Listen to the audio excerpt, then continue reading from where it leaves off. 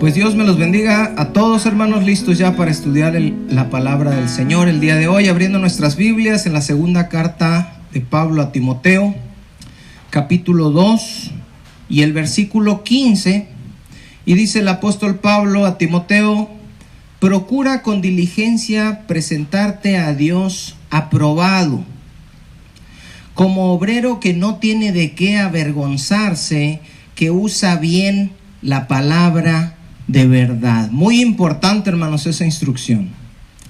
Enseñar la palabra de Dios, hermanos, contrario a lo que muchos pudieran pensar, es un trabajo, y es un trabajo al cual se le tiene que dedicar mucho tiempo. Es un trabajo serio, hermanos. Pablo le dice a Timoteo que él debe de usar la palabra de verdad, pero que la debe usar ¿cómo, hermanos? Bien. Que usa bien la palabra de verdad. Y por ejemplo, hermanos, les puedo poner, ¿se acuerdan que en una ocasión estudiamos ya Mateo 7, capítulo 7, versículo 1, donde dijo nuestro Señor Jesucristo ahí en el Sermón del Monte: no juzguéis para que no seáis juzgados?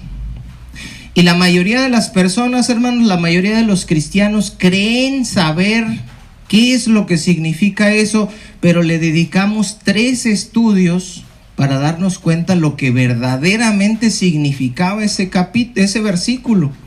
Vimos 3 estudios y aquí se los voy a decir por si alguien nos está oyendo en internet y quiere oírlos. Ahí están en el canal. El primero se llama el versículo favorito del mundo y los libertinos. ¿Por qué? Porque todos ellos dicen no juzguéis o seréis juzgados, pensando que esa es la correcta interpretación. Vimos el segundo estudio que se llama el contexto de no juzguéis para que no seáis juzgados. ¿Se acuerdan donde estudiamos el Sermón del Monte, capítulos 5, 6 y 7, para saber el contexto de los versos del capítulo 7? Y finalmente vimos el estudio que se llamó un juicio sin misericordia. Ahí por si alguien los quiere escuchar, ahí están en el canal, hermanos, los estudios. De manera que cuando veamos a alguien que está hablando con la Biblia en la mano, debemos tener mucho cuidado, hermanos. Porque no porque una persona traiga una Biblia en la mano, ya está interpretando bien la palabra, ya la está usando bien y ya está hablando de parte de Dios. Existen un montón de versículos, hermanos, pero montones de versículos que parece que están diciendo una cosa, pero en realidad no están diciendo eso. Y hoy vamos a ver 3 ejemplos, hermanos, de esta clase de versículos. Lo que quiero que aprendamos y lo que quiero que nos quede más allá de la correcta interpretación de estos 3 versículos es que nos demos cuenta que la Biblia no dice lo que a primeras parece que dice. Eso es muy importante, hermanos. Si yo les doy un sermón el día de hoy, ustedes van a comer el día de hoy. Pero si yo les enseño, hermanos, a estudiar la Biblia, que esa es mi pasión principal, entonces ustedes van a poder comer todos los días. Como dice el dicho, si le das a un hombre un pez, va a comer un día. Si le enseñas a pescar, va a comer todos los días. Búsquenme Mateo capítulo 18, hermanos. Y vamos a leer el versículo 18, 19 y 20. Mateo capítulo 18. Versos que parece que dicen una cosa, pero cuando los leemos con seriedad, cuando los leemos a la luz del contexto, cuando los leemos, hermanos, siendo guiados por el Espíritu Santo, nos damos cuenta que dicen algo completamente diferente que nunca nos hubiéramos imaginado que decían. Dice Mateo capítulo 18, versículo 18. ¿Lo tienen, hermanos? Fíjense, dice Jesús: de cierto os digo que todo lo que atéis en la tierra será atado en el cielo, y todo lo que desatéis en la tierra será desatado en el cielo. Este versículo, hermanos, es utilizado por aquellos que practican la famosa y llamada guerra espiritual. Si han escuchado alguna oración, alguien que diga: en esta hora atamos a cualquier espíritu que quiera estar aquí, y uno dice: ¿atamos? Si es que Jesús dijo que nosotros podemos atar y desatar, hermanos, pues podemos desatar. Y dices: ¿desatar qué desatamos? Si atamos demonios, ¿qué desatamos? Pues vamos a desatar bendiciones. Entonces yo me imagino, hermano, va pasando un demonio aquí volando por arriba, y yo digo: ato todo espíritu, y pum, cae el demonio aquí amarrado ahí atrás de ustedes. Eso supuestamente es lo que quiere decir ese versículo. Esto lo vimos, hermanos, en un estudio que tenemos también en el canal, que se llama Atar y Desatar, con signo de interrogación, atando al hombre fuerte, y es parte de la serie que subimos de la guerra espiritual. Les digo, hermanos, de paso, que esa no es la correcta interpretación.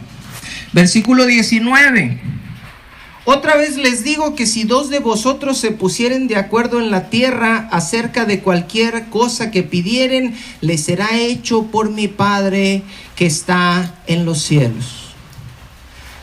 ¿Cuál es la interpretación, hermanos, que le da a la gente? Bueno, yo tengo una necesidad, pero si yo me pongo a orar solo, como que no vale. Porque Jesús enseñó que hay que ponerse dos de acuerdo. Y si dos se ponen de acuerdo en cualquier cosa que pidan, entonces sí, Dios lo va a hacer. Pregunta, hermanos: si yo me junto a orar con don Isidro y nos ponemos de acuerdo y pedimos que en el próximo mundial México sea campeón del mundo en el fútbol, ¿México va a ser campeón del mundo? No, pero nos pusimos de acuerdo. Y Jesús dijo que si dos se ponen de acuerdo, Dios va a hacer cualquier cosa que le pidan. Obviamente, hermanos, esa tampoco es la interpretación correcta, pero fíjense cómo parece que sí.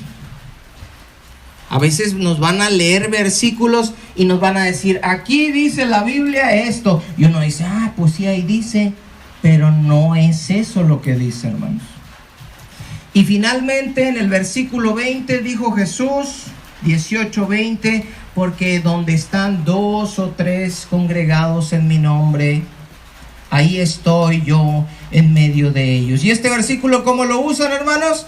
Cuando hay reuniones, así como hoy, que está lloviendo y que no vinieron muchos, y ya ven que cuando no vienen muchos, pues como que todos se agüitan, y para animarse no falta el que diga: hermanos, no se pongan tristes, dice la palabra del Señor, que donde dos o tres estén congregados en su nombre, ahí está Él en medio de ellos. ¿Sí hemos escuchado eso, hermanos? Y yo me pregunto: ¿y si nomás hubiera llegado yo?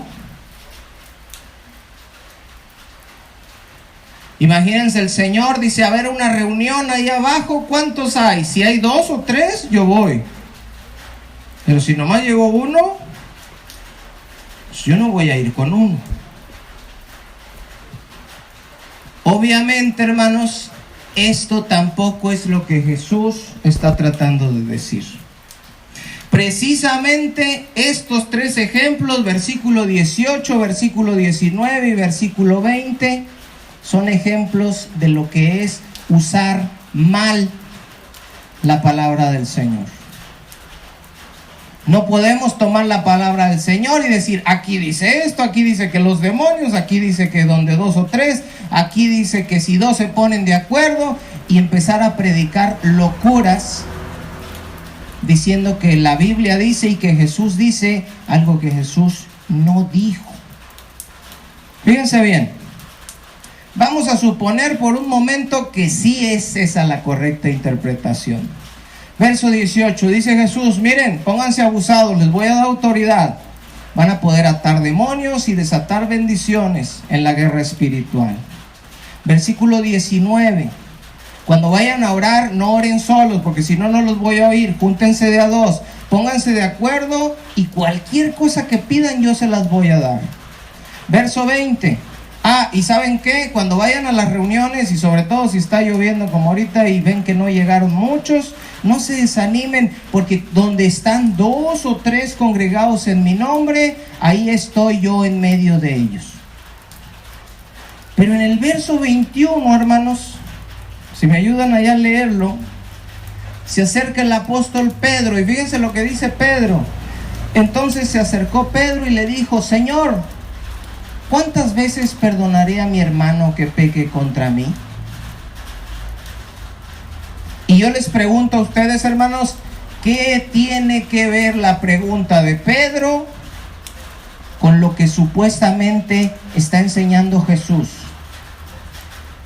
Jesús enseña sobre guerra espiritual, sobre cuando llegan poquitos al culto, sobre que nos juntemos en oración para pedir y Dios nos va a conceder cualquier cosa. Y luego se acerca Pedro y dice, Señor, ¿y cuántas veces voy a perdonar a mi hermano que peque contra mí? ¿Tiene algo que ver la pregunta de Pedro, hermanos? Con eso que nosotros pensamos que Jesús está enseñando, no. Pero en realidad la pregunta de Pedro está bien hecha. Pedro está poniendo atención a lo que Jesús está enseñando. Nosotros no. Nosotros agarramos un verso y decimos, aquí dice la Biblia. Eso no se debe hacer, hermanos. Es una falta de respeto para la palabra. Es ser negligentes. Y es usar mal la palabra de verdad. Ahora, lo primero que nos debe quedar claro, hermanos, es que Jesús no va a estar cambiando de tema cada versículo, ¿verdad que no? Miren, les voy a enseñar la guerra espiritual, hay que atar, desatar, y luego cuando quieran ustedes pedir algo, pídanlo en oración, pero entre 2, y luego cuando lleguen poquitos a la reunión, ¿ustedes creen que Jesús enseñaba así? ¿Puros pedazos, brincando de un tema a otro? No, hermanos. Jesús enseñaba sobre un mismo tema, y Jesús es el maestro de maestros. Entonces Jesús no va a estar enseñando así. Los 3 versículos, hermanos, el verso 18, 19 y 20, están hablando de una misma cosa. Y ahí dice uno, caray, pero uno dice, todo lo que atéis en la tierra será atado en el cielo, y todo lo que desatéis en la tierra. Y el otro dice, donde 2 o 3 estén congregados en mi nombre. Y el otro dice, que si 2, ¿cómo van a estar hablando de lo mismo? Y uno dice, yo no creo que estén hablando de lo mismo, ¿cómo puede ser? Para darle la correcta interpretación, hermanos, a este pasaje, necesitamos que encontrar la relación que tienen los 3 versículos. Los 3 están hablando de una misma cosa, número 1. Luego tenemos que encajar, hermanos, con el contexto de todo el capítulo desde el versículo 1. Y finalmente debe de tener sentido con la pregunta que hace el apóstol Pedro en el verso 21. Ahora, hermanos,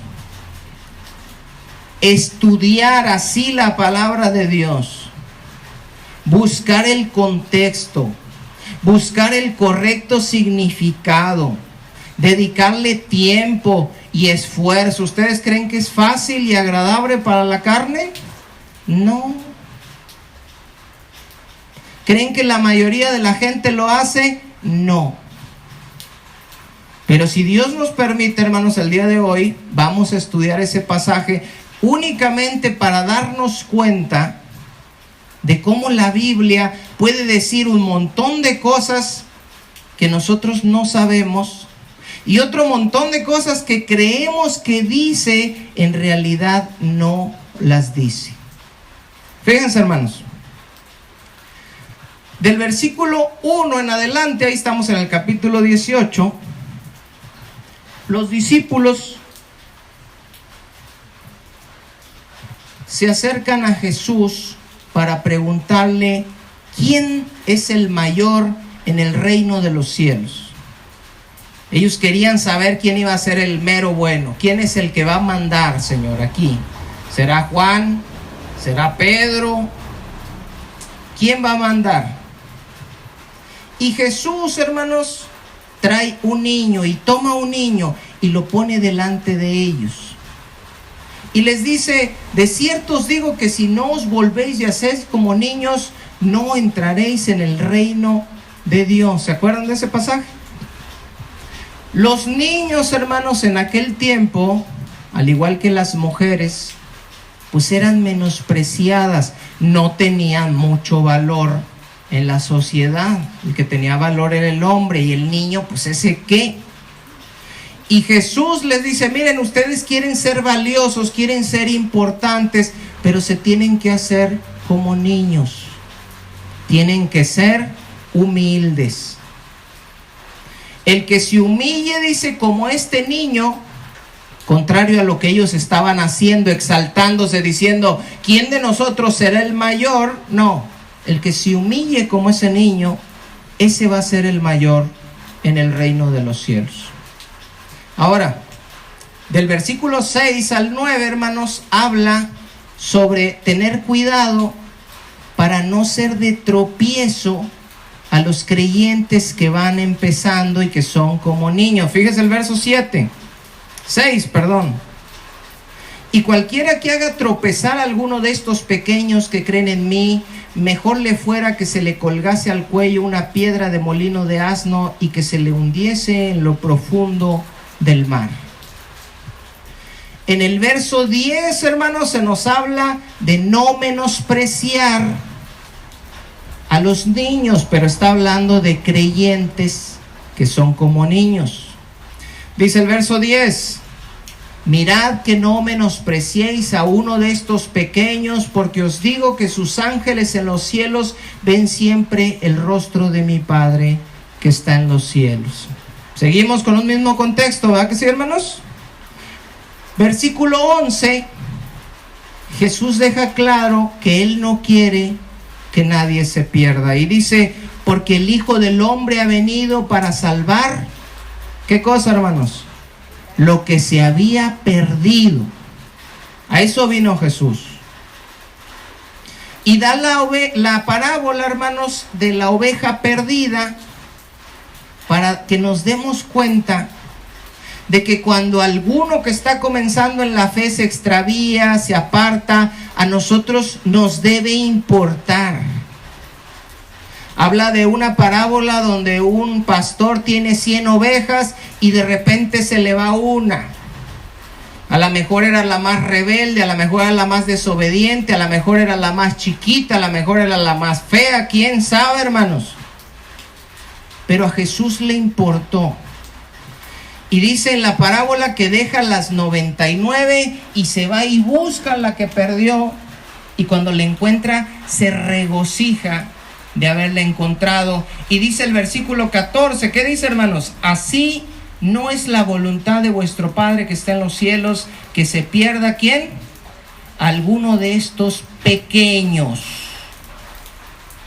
Desde que tomó al niño en los primeros versos de Mateo 18, está hablando acerca de la humildad, de los tropiezos, de que no debe haber menosprecios y de cómo tenemos la responsabilidad como congregación de buscar, no el pastor solamente, a aquellos que se han perdido, aquellos que se han extraviado, que se han apartado de la verdad. Ahora, para que esto no suceda, hermanos, Jesús va a dar instrucciones para cuando haya algún problema entre los hermanos, no se terminen apartando, no se terminen perdiendo y no les seamos de tropiezo. Estas instrucciones, hermanos, son para buscar la restauración y la reconciliación con los hermanos. ¿Qué dice el versículo 15, hermanos? Las primeras dos palabras. Por tanto. Ese por tanto, hermanos, significa que lo que va a decir a continuación está ligado a todo el contexto que vimos ahorita. El niño, la humildad, los tropiezos, cómo se extravían, cómo se pierden, cómo a veces se menosprecian a los hermanos cuando se van. Y en base a esto dice Jesús, por tanto, si tu hermano peca contra ti, ve y repréndele estando tú y él solos. Si te oyere, has ganado a tu hermano. Esto se debe hacer, hermanos, en amor y humildad, buscando la restauración de la persona. No es, este pecó contra mí y ahora me va a oír y ahora me las va a pagar y ahorita va a ver cómo lo pongo. No, esa no es la actitud. Si alguien pecó contra usted, usted lo debe buscar en amor y humildad, buscando arreglar las cosas, buscando la restauración de ese hermano. Dice Gálatas capítulo 6, versículo 1, hermanos, si alguno fuere sorprendido en alguna falta, vosotros que sois espirituales, restauradle con espíritu de mansedumbre, considerándote a ti mismo, no sea que tú también seas tentado. Esa es la actitud que debemos tener, hermanos. Entonces voy yo y le digo, oye, ¿sabes qué? Yo tengo este problema contigo. Y si él escucha y está de acuerdo y dice, sí es cierto, ¿verdad?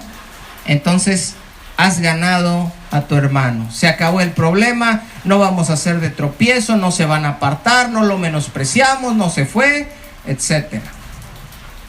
Verso 16, ¿qué pasa si no me oye? ¿Qué pasa si no hace caso?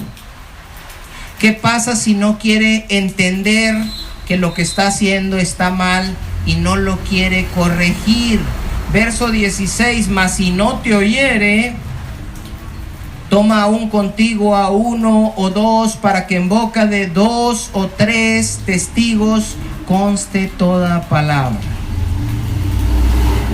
¿Cuál es la siguiente instrucción, hermanos? Se va a volver a hablar con él otra vez, pero ahora se van a llevar testigos.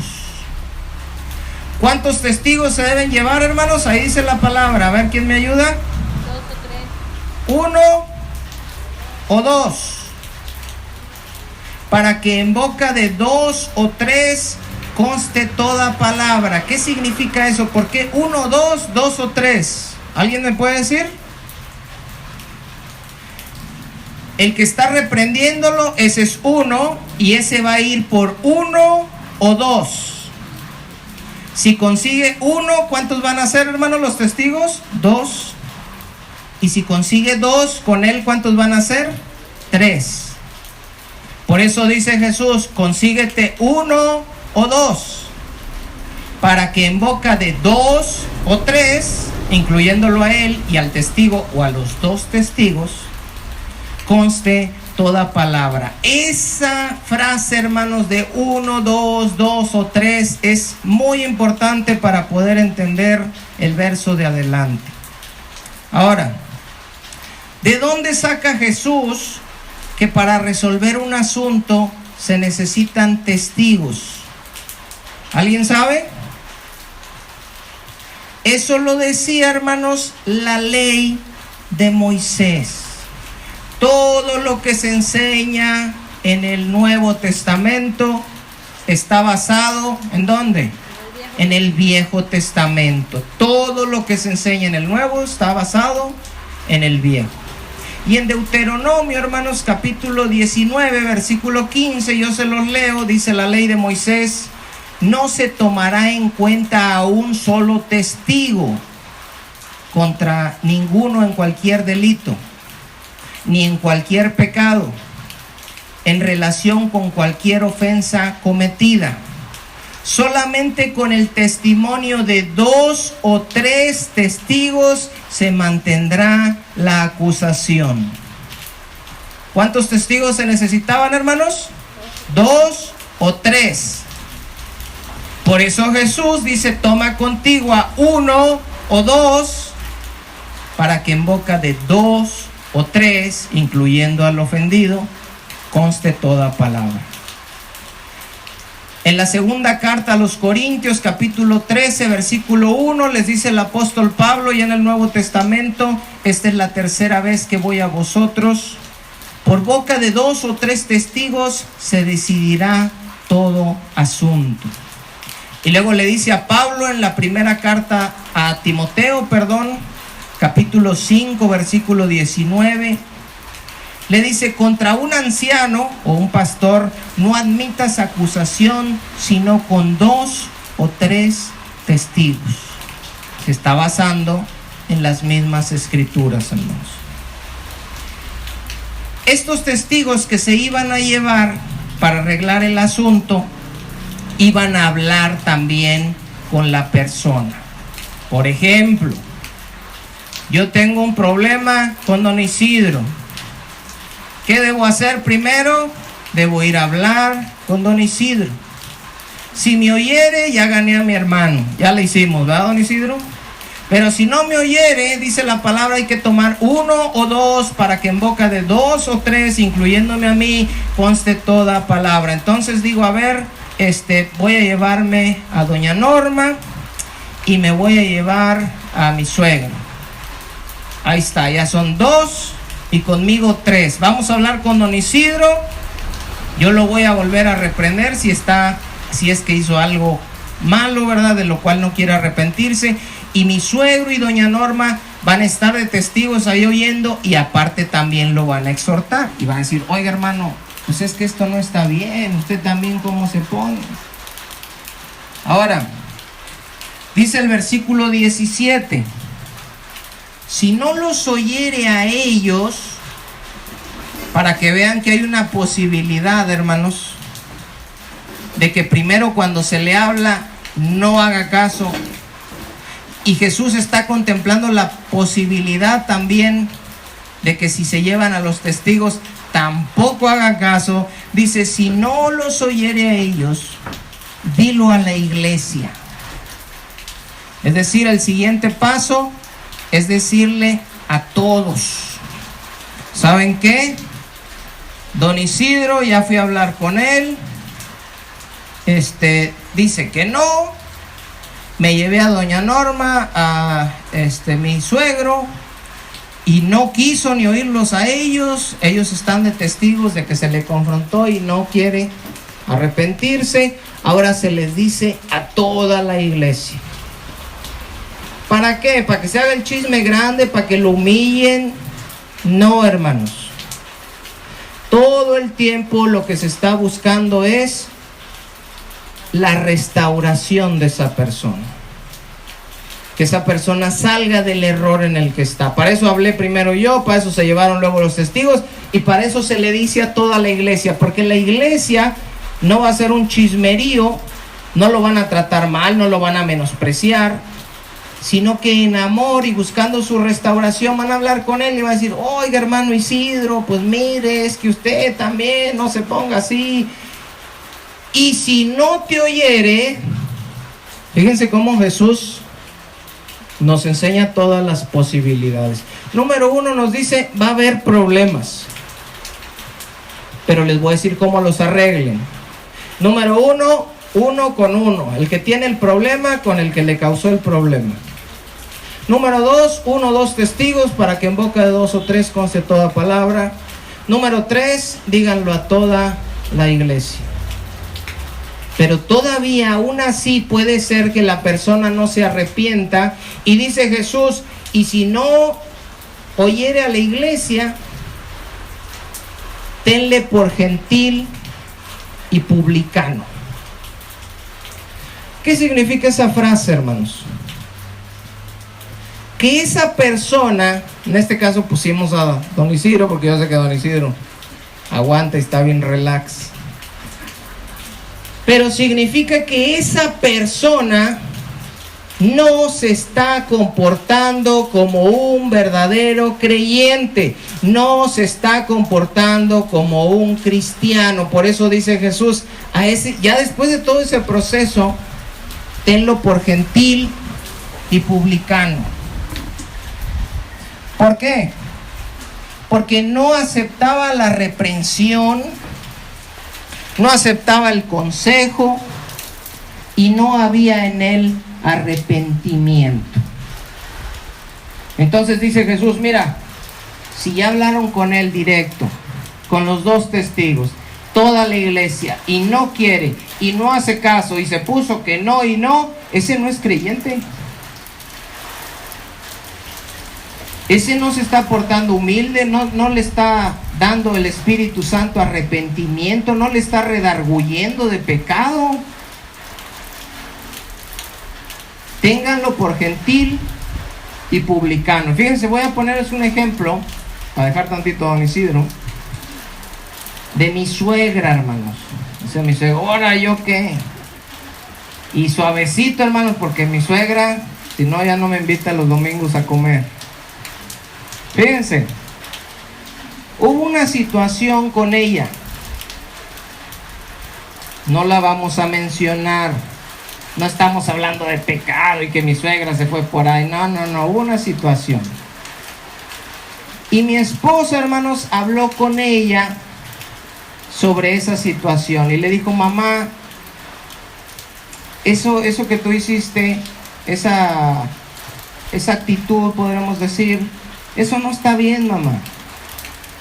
Y obvio que al principio pues mi suegra se molestó. ¿Por qué? Porque a nadie le gusta que le digan lo que hace mal. ¿A usted le gusta? No. Pero después, hermanos, de que mi suegra se hubiera molestado, en ese mismo rato de la llamada que tuvo con mi esposa, terminó aceptando y dijo, voy a pensar eso que me dijiste. Y al siguiente miércoles, hermanos, en primer lugar vino, porque ya no le puede decir uno algo a alguien porque ya no viene. A la gente no le gusta que le digan nada. Si alguien le llama la atención, yo ya no voy ahí, porque a mí no me gusta que me digan. Pero en la iglesia tiene que haber disciplina, hermanos, tiene que haber un orden, no puede hacer cada quien lo que mejor le parezca. Eso hacían en el libro de los jueces cuando no conocían a Dios. Entonces, al siguiente miércoles vino, y vino con una actitud ya completamente diferente. Si quieren, amor, si ven la bocina, la pueden echar para atrás, no sé si se está mojando. Vino con una actitud, hermanos, completamente diferente.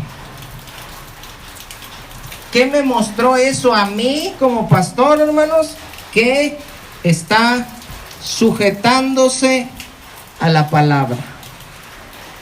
Porque lo que se le dijo, hermanos, aunque le hubiera molestado, le dijo mi esposa, mira, analiza lo que te estoy diciendo, no es nada malo, no te estoy insultando ni te estoy faltando al respeto, y lo que te estoy diciendo es conforme a la palabra. Y ella se ajustó, hermanos, a la palabra. Eso quiere decir que ella está comportándose conforme a una cristiana. Pero si ella hubiera dejado de venir, si ella se hubiera enojado, si ella hubiera insultado a mi esposa, si ella se los hay ustedes en la calle y no les habla o les grita de groserías, entonces yo les dijera, hermanos, ténganla por gentil y publicana. Porque aunque parecía que era, pues en realidad no era, porque el que es se va a sujetar a la disciplina que se ejerce por medio de la palabra del Señor.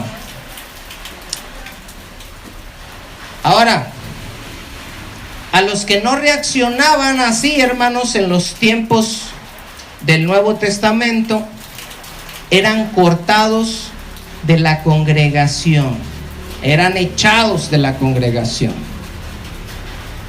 En 1 Corintios 5, hermanos, si quieren buscarla, 1 Corintios capítulo 5. el apóstol Pablo les dijo: miren, con los que se digan hermanos, pero ustedes vean que son fornicarios, avaros, idólatras, maldicientes, borrachos, ladrones, con esos ni se junten, les dijo el apóstol Pablo, porque esos en realidad no son cristianos. Ahora fíjense bien, 1 Corintios 5, 1, ¿sí lo hallaron, hermanos? Fíjense, estaba en la congregación de los corintios un hombre que estaba fornicando con su madrastra. Y todos los corintios estaban como si nada, porque a lo mejor decían ellos: pues no juzguéis para que no seáis juzgados. No, mira, Jesús nos mandó a amar y yo no le voy a decir nada, cada quien su vida. ¿Eso es lo que enseñó Jesús en Mateo 18? No, lo tenían que confrontar. Primero uno, el primero que se dio cuenta, luego con 2 testigos, luego todos. Y si no quería, y no, yo me voy a quedar con mi madrastra y yo la quiero mucho, ¿sabe qué, muchacho? Usted no es cristiano. Usted se comporta como un gentil, como un publicano, como alguien que no conoció la verdad, no se sujeta a la palabra, no vive en santidad, no obedece. Pero resulta que los corintios no hicieron nada.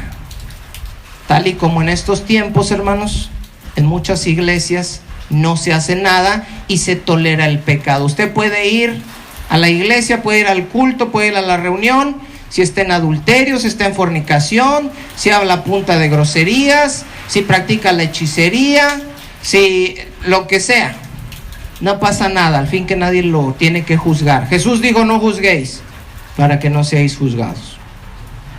Fíjense lo que dice Pablo a los corintios: de cierto se oye que hay entre vosotros fornicación, y tal fornicación que no se nombra ni aún entre los gentiles, tanto que alguno tiene la mujer de su padre, y vosotros, les dice a los corintios, estáis envanecidos. ¿No debierais más bien haberos lamentado para que sea quitado de en medio de vosotros el que cometió tal acción?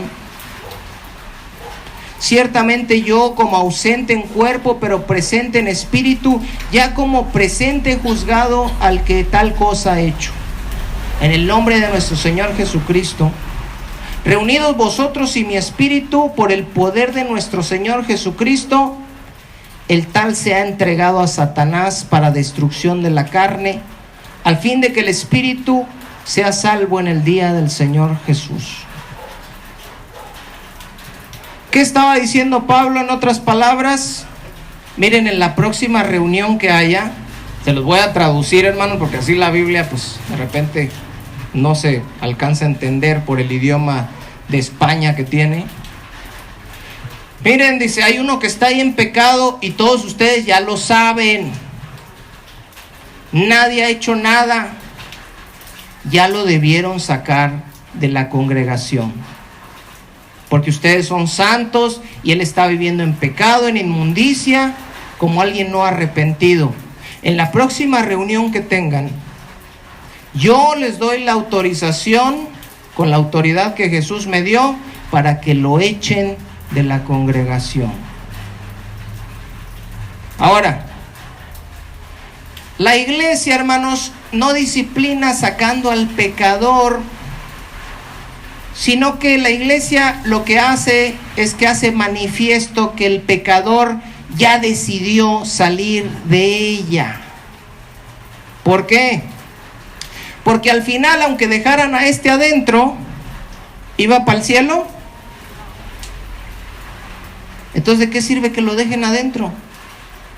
Él decidió rebelarse, él decidió vivir en su pecado, en la inmundicia. Él no hizo caso a la exhortación, a las enseñanzas de nuestro Señor Jesucristo, a los 10 mandamientos. Dijo, yo así quiero vivir.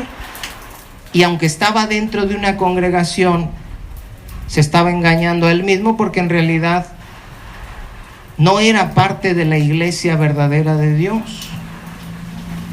Y lo que hacen es sacarlo, cuando en realidad espiritualmente, pues él ya estaba afuera. Ahora, ¿qué significa, hermanos,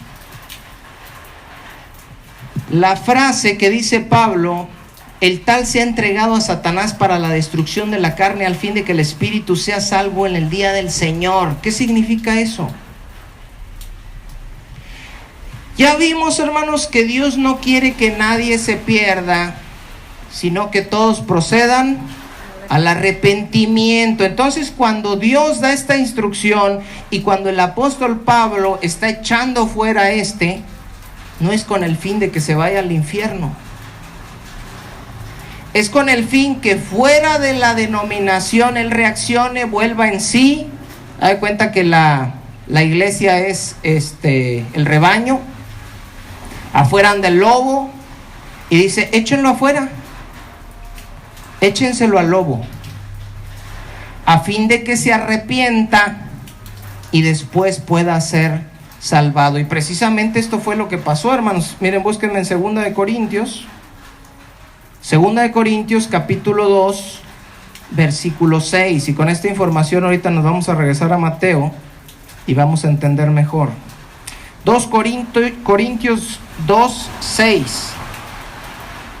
Después de que expulsaron a esta persona, se arrepintió, hermanos, y Pablo les da en la siguiente carta la instrucción de que lo reciban nuevamente.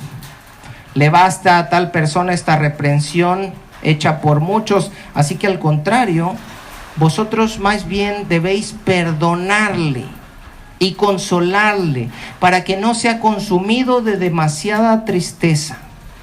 Por lo cual os ruego, hermanos, que confirméis el amor para con él, porque también para este fin les escribí, para tener la prueba de si vosotros sois obedientes en todo.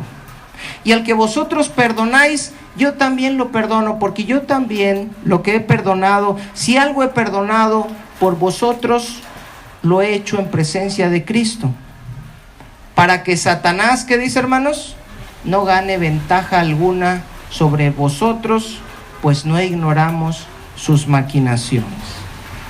Entonces Pablo les dice: miren, lo disciplinamos, lo echamos. Alguien puede decir: ay, qué feos son. Dice Pablo: pero es que el propósito es que se arrepintiera y volviera otra vez. Entonces, como esta medida, hermanos, regrésense a Mateo 18, como esta medida de disciplinar a alguien echándolo de la congregación pareciera muy dura, pareciera una medida falta de amor. ¿Cómo vas a echar a alguien?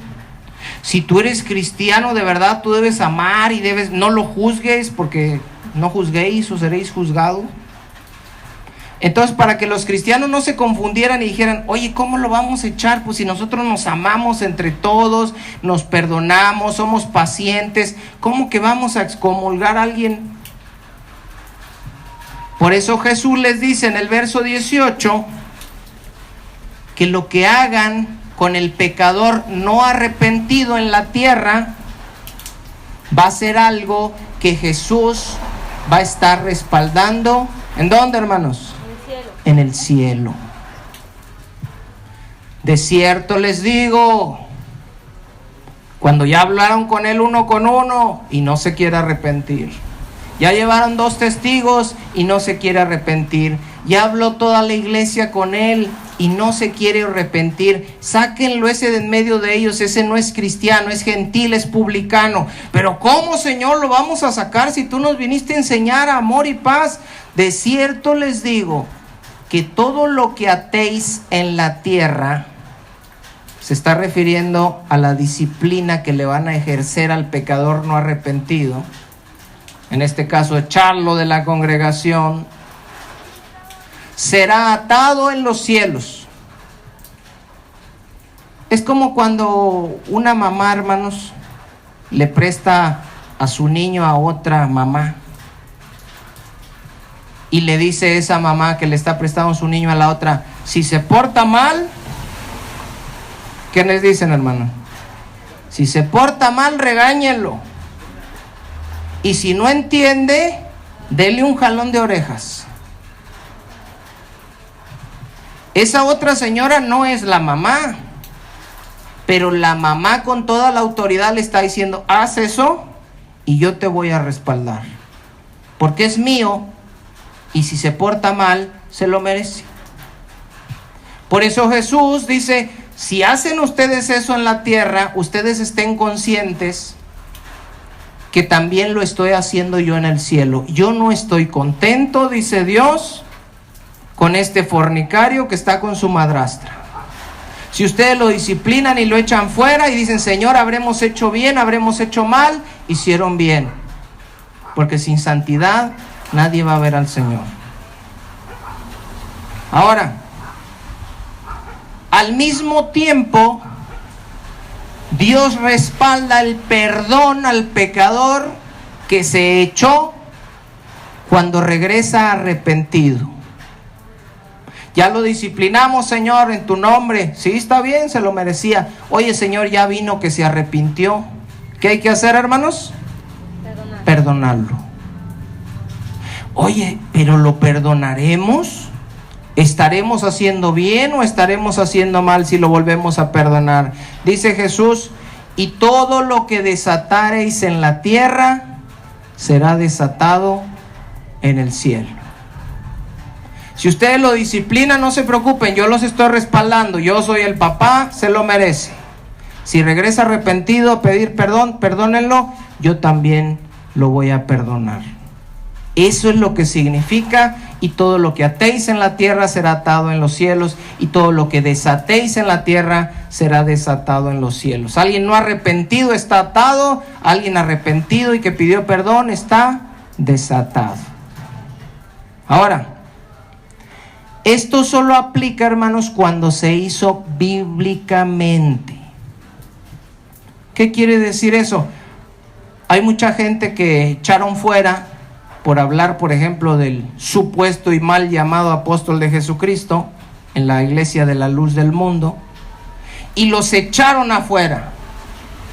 Y pueden agarrar este verso y decir, ah, caray, pues me ataron en la tierra y fui atado en los cielos. Si se salió, hermanos, no por un pecado no arrepentido, sino que lo echaron por hablar del supuesto y mal llamadamente siervo de Jesucristo que vive en pecado no arrepentido, esa persona que echaron de la luz del mundo, ¿estará atada en el cielo? ¿Dios estará enojado con ella? No. Se enojaron aquí en la tierra con ella, pero Dios no está respaldando eso, porque no lo hicieron de forma bíblica, en amor y buscando su restauración, sino de forma sectaria, de forma autoritativa, queriendo dominar y acallar a las personas que se rebelan contra los líderes corruptos. El problema, hermanos, es que en nuestros tiempos no se aplica la disciplina bíblica y no se saca al pecador de la congregación, porque en lugar de que éste se arrepienta y pida perdón y vuelva, ¿saben qué hace el pecador? Se va a otra iglesia. Y en la otra iglesia lo reciben otra vez. Y si es un estafador, si es alguien que adulteró con una hermana en la iglesia anterior, no nos importa, ya tenemos un miembro más, y lo reciben. Y de rato vuelve a hacer lo mismo ahí. Lo echan, si es que lo echan, porque de muchos lados no los echan, y se va a otro lado, y se va a otro lado. Sin entender, hermanos, que los que tal cosa están haciendo, así como les puse ahorita el ejemplo de la luz del mundo expulsada, así también los que andan brincando de iglesia en iglesia, pero andan fraudeando a los hermanos y están adulterando y agarrando hermanos o hermanas ahí para fornicar y todo eso, ¿esos estarán desatados en el cielo? No. Aunque lo reciban bien en una religión, aunque lo recibas bien en una congregación local, en una denominación, sea cual sea, y digan, hermano, bienvenido. En el cielo, hermanos, él está atado. Y Dios está airado con él, porque Dios sabe que su corazón no es recto delante de él y es una persona no arrepentida. Ahora, fíjense bien, verso 19. Ya vamos a acabar. Otra vez les digo. Dice otra vez, hermanos, porque va a retomar la idea de los dos testigos que mencionó en el verso 16, y porque va a mencionar lo que acaba de decir de la disciplina que se ejerce en la tierra y se respalda en el cielo. Por eso dice, otra vez les digo, va a repetir lo mismo, no es un tema diferente. ¿Qué es lo que les va a decir otra vez? Que si dos de vosotros, ojo, ¿cuáles dos? Los testigos. ¿Se fijan? En el verso 16 dice, toma contigo a uno o dos, para que en boca de dos o tres conste toda palabra. Son los testigos, son los que fueron, son los que lo reprendieron, los que vieron que se puso necio y que no se quiso arrepentir. A ese lo van a disciplinar, dice Jesús. Si lo atan en la tierra, yo lo respaldo, atado en el cielo. Si lo desatan en la tierra, se arrepiente y pide perdón, yo lo desato en el cielo. Otra vez les digo que si dos de vosotros se pusieren de acuerdo en cualquiera cosa que pidieran. Ahora fíjense bien, que si dos de vosotros se pusieren de acuerdo, ¿en dónde dice, hermanos? Si dos de vosotros se pusieren de acuerdo, ¿en dónde? En la tierra. Si se fijaron lo que dijo en el 18, todo lo que atéis, ¿en dónde? En la tierra. Y el 19 dice, otra vez les digo que si dos de vosotros se pusieren de acuerdo en la tierra acerca de cualquiera cosa que pidiereis, les será hecho por mi Padre que está ¿dónde? En los cielos. ¿Se dan cuenta que el verso menciona la tierra y el cielo otra vez? Como en el verso 18. Por eso Jesús dice, otra vez les digo, la disciplina que ejerzan las dos personas que fueron de testigos en la tierra, si deciden echarlo, el Padre los va a estar respaldando en el cielo. Verso 20. Porque donde están dos o tres congregados en mi nombre, ojo, ¿cuáles son los dos o tres? Los testigos. ¿Se acuerdan que Jesús dijo, toma a uno o dos, para que en boca de cuántos, hermanos? De dos o tres conste toda palabra.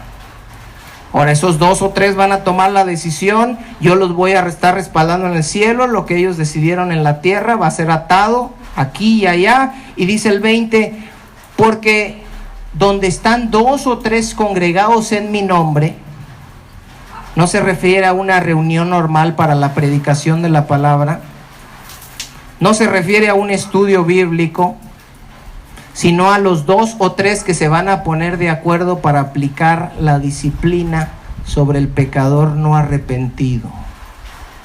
Donde estén dos o tres congregados en mi nombre, yo ahí estoy en medio de ellos. ¿Qué significa ese yo ahí estoy en medio de ellos, hermanos? Yo estoy respaldando lo que van a hacer.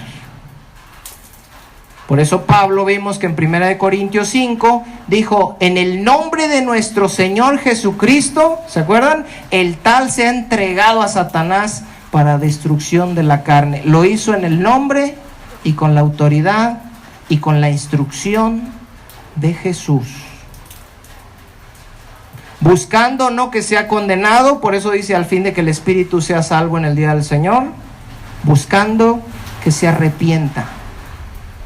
Porque Dios, hermanos, a diferencia de nosotros que a veces nos podemos endurecer, Dios no quiere que nadie se pierda, sino que todos procedan al arrepentimiento. Ahora fíjense bien,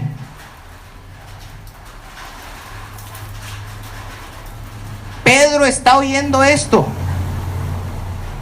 Pedro está poniendo mucha atención al maestro.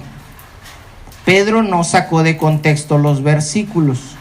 Él no está atando, ni desatando, ni cree que puede pedir lo que quiera si se junta a orar con Juan, ni cree que si van a predicar y nada más les llegaron 2 o 3, con esos Jesús está diciendo, no. Pedro está oyendo el procedimiento que se debe seguir. Y cuando termina de hablar Jesús, se acerca a Simón Pedro, verso 21, ¿y qué dice, hermanos? Entonces se acercó Pedro y le dijo, Señor, ¿cuántas veces voy a perdonar a mi hermano que peque contra mí? ¿Hasta 7? Y Jesús le dice, no te digo hasta 7, sino aún hasta 70 veces 7. Les pregunto, hermanos, la pregunta de Pedro, ¿encaja con el contexto ahora sí? Sí. Ahora sí. Pedro dice, entonces si alguien peca contra mí, voy con él, y si no otro, y si no esto, y si no hay necesidad de disciplinarlo, disciplinamos, tú nos vas a respaldar. Se acerca al final y dice, oye Señor, ¿y cuántas veces lo voy a perdonar? 7, y pone un número. Y Jesús le dice, no, lo vas a perdonar siempre. Porque del mismo modo, hermanos, que nosotros tenemos necesidad de seguir pidiendo perdón a Dios por nuestras fallas, del mismo modo, así también nosotros tenemos que perdonar siempre, sabiendo que Jesucristo nuestro Señor enseñó que si nosotros no perdonamos las ofensas que nos hayan hecho, tampoco nuestro Padre Celestial nos va a perdonar las de nosotros. Finalmente, hermanos, Jesús después de eso empieza a enseñar una parábola. La parábola de los 2 deudores, que habla acerca de, ¿quién me dice?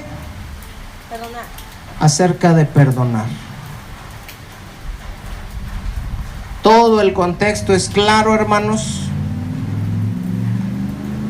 Pero mi intención, repito, no es que ustedes hayan aprendido hoy nada más el correcto o la correcta interpretación del verso 18, 19 y 20. Y que dejen de pensar lo que la gran mayoría de los cristianos dicen que enseñan esos pasajes. Si lo aprendieron, hermanos, eso es bueno.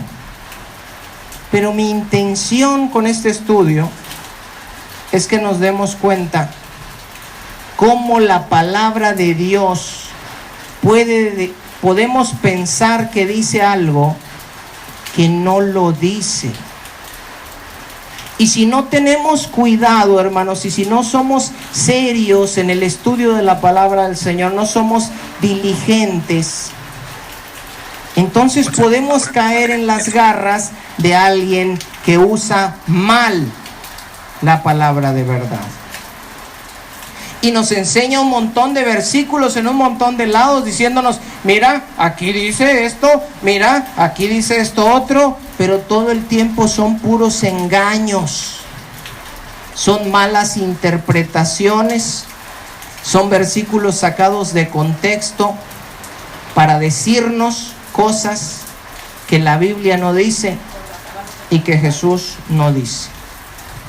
Vamos a hacer una oración, hermanos, para despedir ya este estudio, no sin antes darles gracias a quienes nos estuvieron siguiendo a través del internet, diciéndoles que nos apoyen regalándonos un me gusta, suscribiéndose al canal, dejándonos un comentario y compartiendo los videos. Que Dios me los bendiga a todos y nos vemos primeramente, Dios, en el próximo estudio.